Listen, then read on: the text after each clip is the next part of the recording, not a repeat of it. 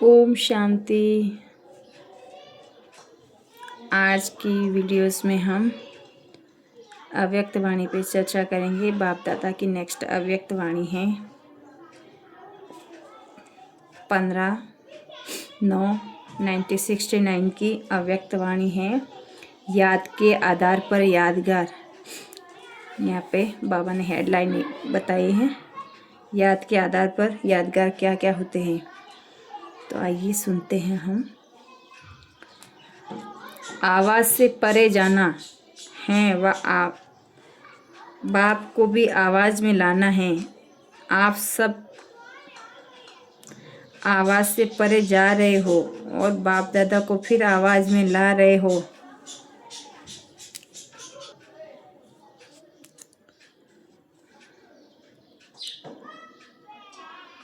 आवाज़ में आते भी अतीन्द्रिय सुख में रह सकते हो, फिर आवाज़ से परे रहने की कोशिश क्यों?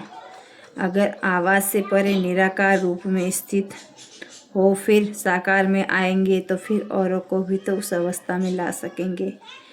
एक सेकेंड में निराकार, एक सेकेंड में साकार, ऐसी ड्रिल सीखनी है। अभी अभी निराकारी, अभी अभी साकारी। जब ऐसी अवस्था हो जाएगी तब साकार रूप में हर एक को निराकार रूप का आपसे साक्षात्कार होगा। अपने आप का साक्षात्कार किया है, ब्राह्मण रूप में हो ही। अगर अपना साक्षात्कार किया है तो क्या आपने नंबर का साक्षात्कार किया है?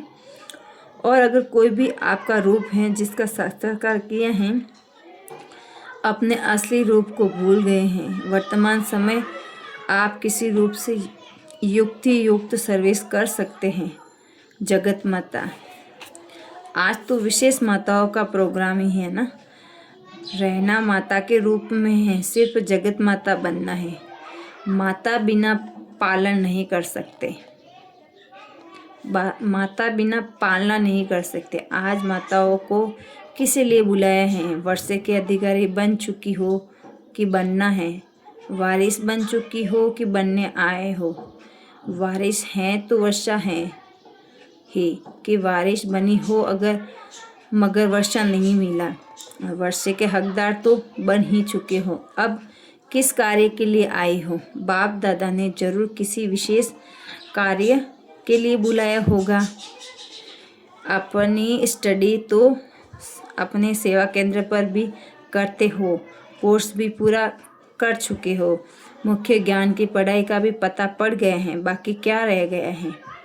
अब नष्टो मोहा बनना है। नष्टो मोहा तब बनेगी जब सच्ची नहीं होगी। जैसे कोई भी चीज़ को आग में डालने के बाद उसका रूप रंग सब बदली हो जाता है, तो जो भी आसुरी गुण लोग मर्यादा हैं, कर्म बंधन की रस्सियाँ, ममता के धागे जो बंधे हुए हैं, उन सबको जलाना है। इस स्नेह अग्नि में पड़ने से ये सब छूट जाएंगे। तो अपना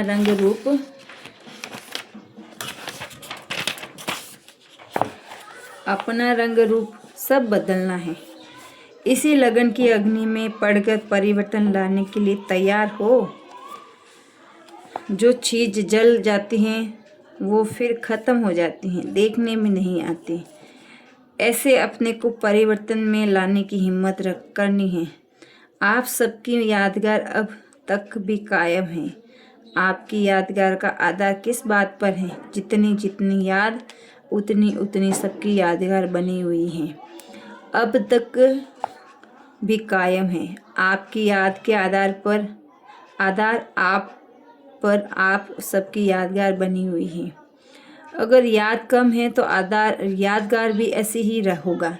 अगर यादगार कायम रखने का प्रयत्न करना है तो पहले याद कायम रखो, उस आधार पर तो यादगार बनना है। हर एक के विशेष गुण पर हर एक का ध्यान जाना चाहिए। एक एक का जो विशेष गुण है वो हर एक अगर अपने में धारण करे तो क्या बन जाएंगे? सर्वगुण संपन्न। जैसे आत्मा के रूप को देखते हो ना, तो जब जैसे आता है कि हर एक के विशेष गुण तरफ देखो तो फिर औरों को बातें भूल जाएंगी। गुणों को अपने को भरने का प्रयत्न करना है। आज माताओं को चंद्रमा का टीका लगाए हैं। चंद्रमा के गुण जो हैं वो अपने में धारण करने हैं, परंतु चंद्रमा का सूर्य के साथ संबंध ही गहरा होता है। तो जो चंद्रमा जैसा संबंध और गुण धारण करने हैं, और चंद्रमा का कर्तव्य कौन सा है? शीतलता के साथ साथ रोशनी भी देना होता है। अच्छा, आज के लिए बाबा इतना ही विदाई ले रहे हैं। तो यहाँ पे खास बाबा ने कुछ और अपनी आवाज़ में एक ड्रिल दी। अगर आवाज़ से परे निराकार रूप में स्थित हो फिर साकार में आएंगे तो फिर औरों को भी उस अवस्था में ला सकेंगे। 1 सेकेंड में निराकार, 1 सेकेंड में साकार। ये ड्रिल हमें कंटिन्यू करते रहना है, तभी हमारी याद पक्की बनेगी। तो हमारा यादगार भी वैसा ही बनेगा। अगर हमारे द्वारा जो वाणी उच्चारित हो रही हैं, बाबा ने हमें निमित्त बनाए हैं। अगर इस मुखाग्नि के द्वारा बाबा के ये अनमोल वाक्य उच्चारित करने का भाग्य प्राप्त हुआ है, तो आप सबको भी हम यही कहना चाहते हैं कि आप भी अपना भाग्य बनाएं। अगर ये वाणी आपको समझ में आ रही है बाप दादा की, और ये अच्छी लग रही हैं, समझ में एकदम अच्छे से आ रही हैं, और आपका भी उसमें इंटरेस्ट बढ़ रहा है, तो आप इस चैनल को ज़्यादा से ज़्यादा सब्सक्राइब करें और इस वाणियों को ज़्यादा से ज़्यादा शेयर करें, ताकि उन बिके भाइयों बहनों तक ये वाणियाँ पहुँचे और वो भी सुन पाए। अच्छा, ओम शांति।